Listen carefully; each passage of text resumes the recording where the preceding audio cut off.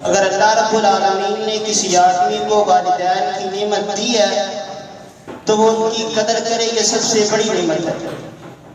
اللہ رب العالمین نے قرآن پاک میں کئی مقامات پر اپنا تذکرہ کرنے کے بعد والدین کے ساتھ حسن سلوک کا تذکرہ کیا ہے، ان کی اہمیت کو اجاگر کیا ہے۔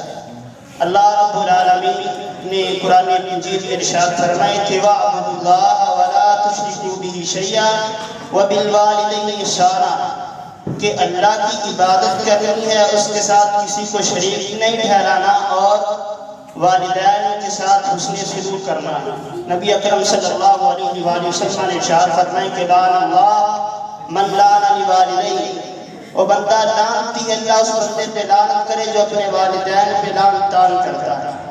نبی مکرم صلی اللہ علیہ وآلہ وسلم نے ارشاد فرمایا کہ کوئی بندہ اپنے والدین کو گالی نہ دے۔ صحابہ کہنے لگے اللہ کے نبی، آدمی اپنے والدین کو گالی کیسے دے گا؟ نبی اکرم صلی اللہ علیہ وسلم نے فرمایا کہ ایک آدمی کسی کے باپ کو گالی دیتا ہے، وہ بدلے میں اس کے باپ کو دے گا۔ وہ اس کی ماں کو گالی دیتا ہے، وہ بدلے میں اس کی ماں کو دے گا۔ گویا کہ وہ ایک دوسرے کے ماں باپ کو گالی دینے کا موجب بنے ہیں، اسی طرح وہ اپنے والدین کو گویا گالی دے رہا ہے۔ نبی اکرم اللہ رب العزت نے قرآن مجید میں ارشاد فرمایا کہ وَقَضَىٰ رَبُّكَ أَلَّا تَعْبُدُوا إِلَّا إِيَّاهُ وَبِالْوَالِدَيْنِ إِحْسَانًا إِمَّا يَبْلُغَنَّ عِندَكَ الْكِبَرَ أَحَدُهُمَا أَوْ كِلَاهُمَا فَلَا تَقُل لَّهُمَا أُفٍّ وَلَا تَنْهَرْهُمَا وَقُل لَّهُمَا قَوْلًا كَرِيمًا، کہ تیرے رب نے فیصلہ کر دیا ہے کہ اس کے ساتھ کسی کو شریک نہیں ٹھہرانا اور والدین کے ساتھ حسن سلوک کرنا ہے۔ آج بھی ان کے سارے کے بازو ان کے سامنے جھکا دینے ہیں، انہیں اف تک نہیں کہنا۔ یہ کلمہ اف انسان اس وقت کہتا ہے جب انسان کو کوئی بات اچھی نہ لگے، والدین کو یعنی ذہنی تکلیف اور ان کو روحانی تکلیف بھی نہیں دینی۔ اس طرح سمجھیے کہ جس طرح ایک غلام اگر وہ اپنے مالک سے بھاگ جائے تو اگر وہ غلام پکڑا جائے تو اپنے مالک کے سامنے کس طرح کھڑا ہوتا ہے، بڑی عاجزی انکساری کے ساتھ، اور وہ شرمندہ ہوتا ہے اپنے اس کیے ہوئے کام پہ، اور وہ اپنے مالک کے سامنے بڑی عاجزی کے ساتھ سر جھکا کے کھڑا ہوتا ہے۔ والدین کے سامنے ادب سے کھڑا ہونا ہے، جی کر کے بلانا ہے۔ اسی طرح ایسا سمجھیے کہ جس طرح پرندہ اپنے گھونسلے میں جب آتا ہے، جب آسمان پہ جاتا ہے تو اپنے پروں کو پھیلا دیتا ہے، اسی طرح جب اپنے گھونسلے کی طرف آتا ہے تو اپنے پروں کو جھکا لیتا ہے، بند کر لیتا ہے، اپنے گھونسلے میں آتے وقت اپنے پروں کو کلوز کر دیتا ہے۔ اسی طرح اگر میں سمجھتا ہوں کہ کسی آدمی کی کوئی شہرت ہے، کسی آدمی کا کوئی وقار ہے، اگر اس کی عزت ہے، ہاں اس کی چدراہٹ ہوگی، اس کے گھر کے باہر ہوگی، اس کی جناب کوئی بھی ویلیو ہوگی تو اس کے گھر کے باہر ہوگی۔ ماں باپ کے سامنے وہ اپنی منمانی نہیں کرے گا، والدین کے سامنے وہ اپنی مرضی نہیں چلائے گا۔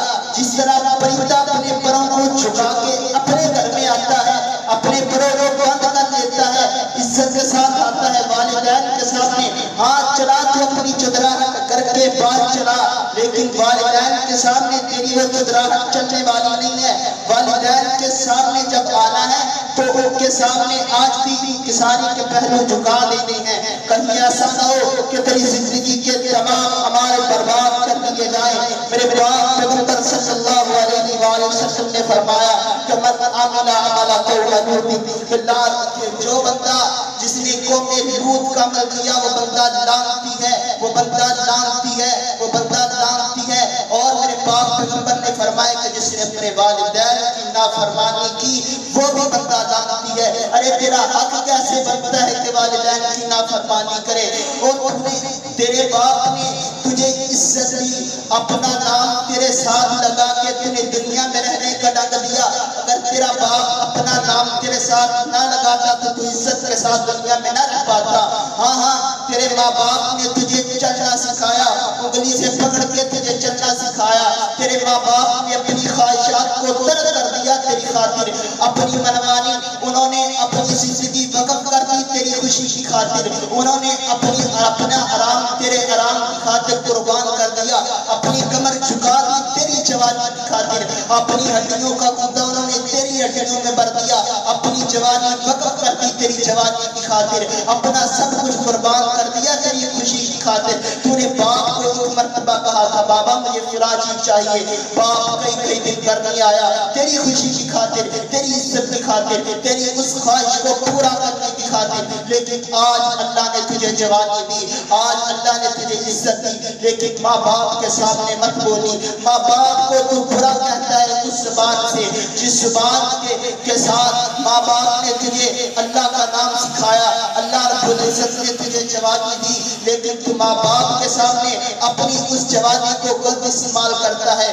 بیوی کی محبت میں آ کے والدین کو گالی دیتا ہے، حتیٰ کہ ان کے منہ پہ تھپڑ بھی مار دیتا ہے۔ ادھر والدہ کپڑے دھو رہی ہے اور اپنی بیوی کو پلنگ پہ بٹھاتا ہے، یہ انصاف نہیں۔ والدین کی نافرمانی نہ کہیں زندگی برباد ہو جائے گی۔ جو بندہ یہ سمجھتا ہے کہ میں والدین کی نافرمانی کروں گا اور میری زندگی سنور جائے گی، نانا ایسا کبھی نہیں ہونے والا۔ یہ دنیا کا قانون ہے، یہ دنیا کا ضابطہ ہے کہ جیسا کرو گے ویسا بھرو گے۔ اگر تو والدین کی نافرمانی کرے گا کبھی مت سوچی کہ تیری اولاد تیری فرما برداری کرے گی، کبھی یہ مت سوچی کہ تیری اولاد تیرے سامنے عزت کے پہلو جھکائے گی، نانا ایسا کبھی بھی ہونے والا۔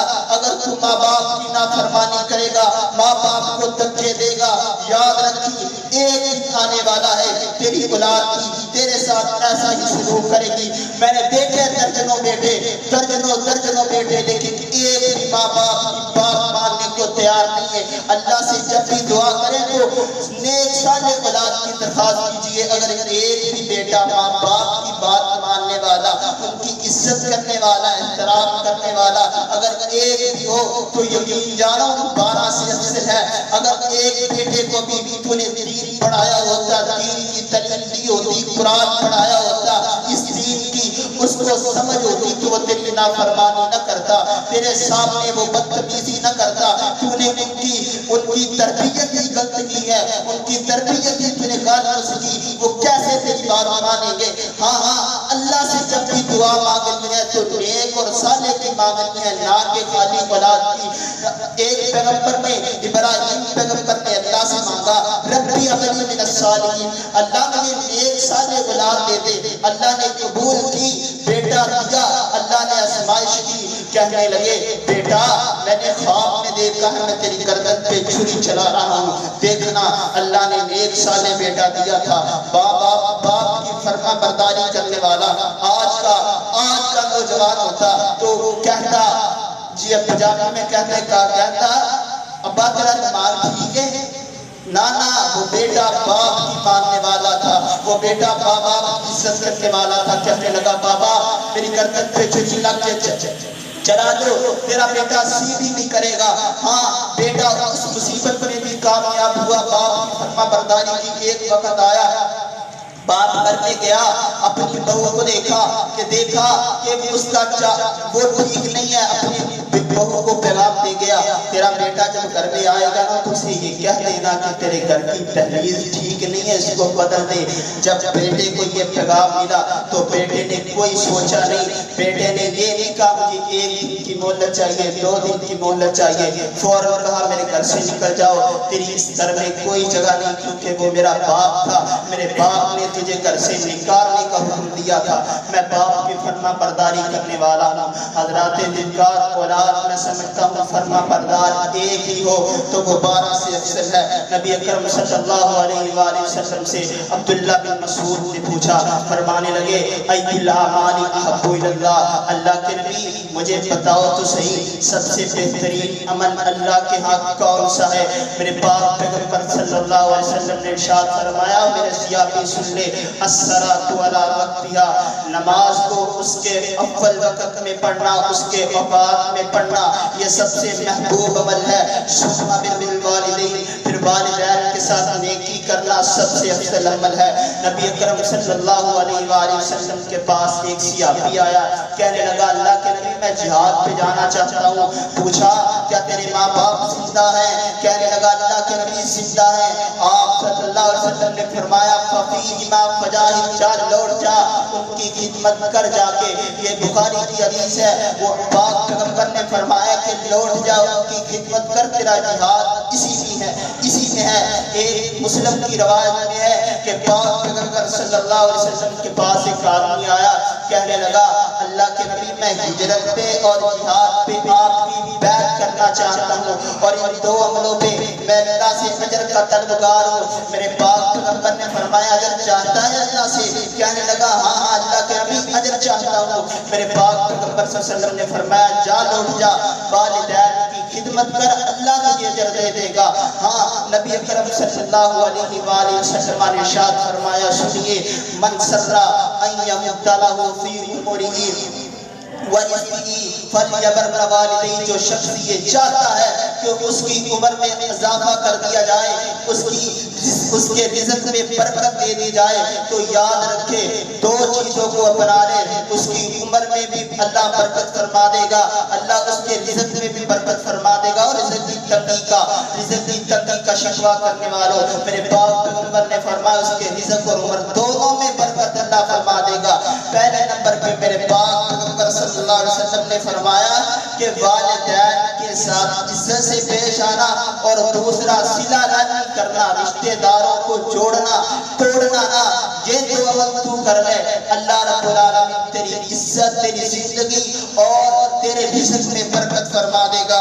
نبی اکرم صلی اللہ علیہ وآلہ وسلم نے صحابہ کرام کو ارشاد فرمایا میرے صحابہ الا انبئکم باکبر الکبائر، کیا میں تمہیں کبیرہ گناہوں کے بارے میں نہ بتا دوں؟ صحابہ حریص تھے، کہنے لگے اللہ کے نبی کیوں نہیں، ہمیں بتائیے۔ میرے پاک پیغمبر صلی اللہ علیہ وسلم نے ارشاد فرمایا کہ الاشراک باللہ وعقوق الوالدین، نمبر 1 اللہ کے ساتھ شرک کرنا یہ کبیرہ گناہ ہے، اور دوسرا والدین کی نافرمانی کرنا کبیرہ گناہ ہے۔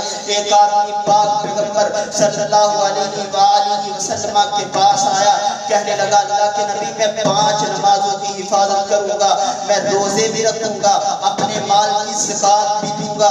میرے پاک پیغمبر نے جب یہ باتیں سنی، سنو لوگو، میرے پاک پیغمبر نے فرمایا من مات علی ھذا کان مع النبیین والصدیقین والشہداء یوم القیامہ، وہ صدیقین، شہداء اور نبیوں کے ساتھ قیامت کے دن ہوگا۔ ما لم یعق والدین، شرط یہ کہ وہ ماں باپ کا نافرمان نہ ہو، والدین کی نافرمانی نہ کرتا ہو۔